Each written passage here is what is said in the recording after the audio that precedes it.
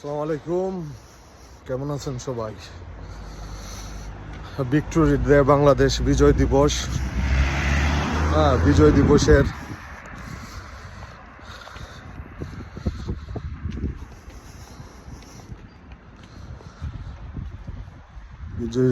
শুভেচ্ছা সবাই দিতেছে, কইতাছে বিজয় দিবসের শুভেচ্ছা।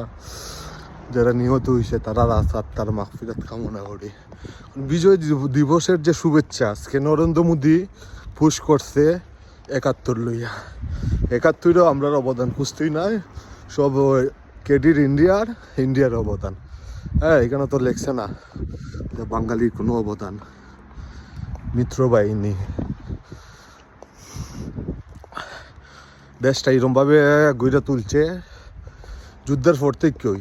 মুক্তিযুদ্ধের অধিনায়ক উসমানী, যে সময় সাইন করা হয় আত্মসমর্পণের, এই সময় উসমানীটা রাখা হয়েছে না। ইভেন শোনা যায় উসমানী আইতা আসলো সিলার থেকে, তার হেলিকপ্টারে গুলি করা হয়েছে।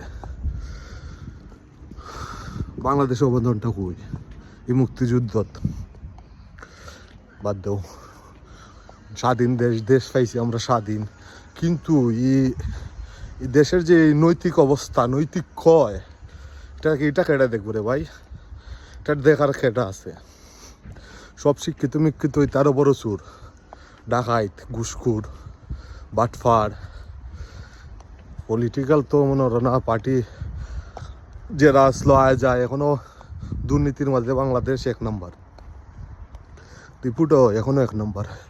১৭ বছর চালাই গেল শেখ হাসিনায়, এখনো বাংলাদেশ দুর্নীতির মাঝে ১ নম্বর। শুরু বাটফার ইতা দেওয়াই তো নাই। দেশটারে সাজাও, তারা সাটো, আগাছা খালি কাটলেই তো নাই। একবারে জোর আগাছার জোর উকড়াই ফালান লাগবো, ফালাই দেওয়া লাগবো, তাইলে পূর্ণ স্বাধীনতা পাওয়া যাইব। স্বাধীনতার স্বাদ পাওয়া যাইব।